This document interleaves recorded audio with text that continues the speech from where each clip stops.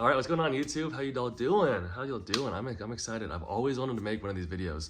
So I'm basically just gonna do a tattoo tour video. I feel like I'm finally at a good spot because for a long time I didn't want to do one of these because I felt like I didn't have enough tattoos. Y'all might think I don't have very many. Y'all might think I have a lot. I don't know. But I'm about to get more tattoos, so I kind of just wanted to have this video and then later do an update video like a part 2. But I'm just gonna run through them, so if you guys ever want, I guess, more detail or more, a story, so all my tattoos have stories behind them, just let me know. I can do a separate video or something like that. So yeah, for the first one it was this one, which is basically we laugh or happy or laughter in Korean. That was my first tattoo. I got that when I was 18. I had just turned 18. It was for my brother that passed away. So that one also is probably my most meaningful. A lot of people always ask that. So, or like a favorite. So that's kind of always that one. And then let's see, after that, I don't remember exactly. I can look at my notes. I have it all written down, but I have this, which is a bowl of pho. Everyone always thinks it's ramen, and I'm like, no, it's not ramen. Ramen is nowhere near pho. So if you're not eating pho, I don't know what you're doing. But I got that, and then I got this, which is respect in my parents' handwriting. It's half my dad's. The RESP is my dad's and ECT is my mom's.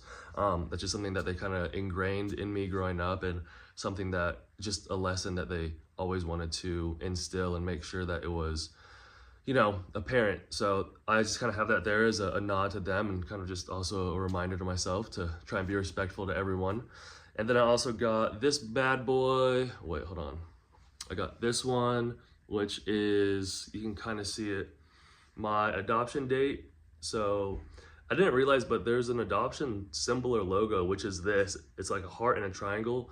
So I kind of put it together, kind of put everything together where my life started, my adoption date, the adoption symbol, and then my life keeps going.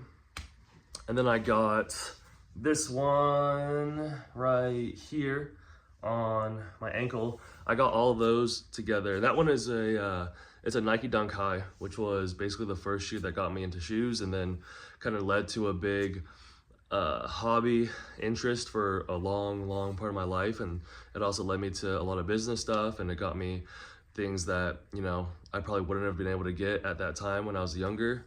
I remember I traded for a hoverboard, I've traded for a MacBook, I've traded for a lot of random things like that. So mini bikes. So yeah, I just kind of want to, pay homage to that. And this is also one of the best shoes, in my opinion, ever created. I got this. This is one of my biggest pieces. This is a sunflower, and I kind of, this arm is kind of going to be where I've been, or what I've been, like where I've lived in my life. Coordinates above it, which is a matching tattoo. It's like a friendship tattoo, and it's also my parents' house. And then on this arm, this one's pretty recent. This is actually one of my newest ones. This is, well, if you know, you know. Actually, I'm gonna keep it at that. If you know, you know. If you don't know, then you should know. Okay, hopefully this angle will work. But yeah, I'm kind of just like finishing this. Obviously this one and the one, like this one needs to get touched up. And then let's see, right here I have a bonsai tree, which is kind of for, the tree of life. It was also kind of, the end of my college career, and, people were, congratulating me and giving me money, and I wanted to do something to kind of honor that, just so, like, I had something that represented that, and, I wanted to show appreciation for everyone. So it was kind of, it had multiple meanings. On the other side, or to the left of that, I have 785, which is like a brother and sister tattoo kind of, but my sister doesn't have it, but we got it together. Below that, I have Never Die a Copy, which also actually needs to be touched up because this is the first tattoo I didn't take care of. So my homie James passed away, and he had this tattoo, and to kind of commemorate him, a homie and I got that. So I know he's probably upset and laughing that, of course, the only tattoo I don't take care of was the one for him. But moving on down, we have all the way around, I have music notes. I decided to use music notes as a filler. I didn't really want to go the route of clouds or smoke, or just, I felt like they were all kind of basic, and I felt as music is just such, you know, kind of it's in your body, and it just really kind of flows when it, or at least when I hear it. So I kind of wanted to represent that somehow, and I thought that'd be a really, you know, great way to do that. So I got this for the homie Carlos that passed away, and this is one of my favorite tattoos. It's Chattering Teeth, but the vampire, you know, to like Halloween, the candy. Got a light bulb. I mean, these all have meanings, but I'm not really going to go into all of them, but I'll just kind of give you guys a decent look as best I can. For the longest time, this wasn't complete, and it annoyed me so much because it just looked so empty, or it just looked so unfinished. So I'm super excited that it's finally finished. And then going on to my right leg, I have 2 words here. I have discipline and consistency. They're both facing up so I can read them. And then above that, I have Ochua Clay, which is a friendship tat, and it's Karen for those who don't know. But it basically just means live well, live fast. That's also probably one of my favorite tattoos. And then above that, I have some endangered, okay, well, not all of them. Wait, can you even see that? Wait, there we go. Just, it's animals that are endangered in a recycling logo, because just a reminder that, you know, we don't need this earth, the earth needs us, and it's not just our home, it's a whole bunch of other people's homes.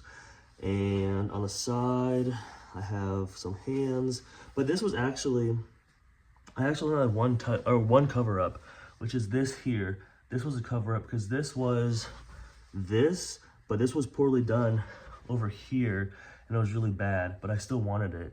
So I just had my tattoo artist move it. And yeah, I actually really enjoy this. This is probably top 5 tattoos I have that people comment on, you know, the most.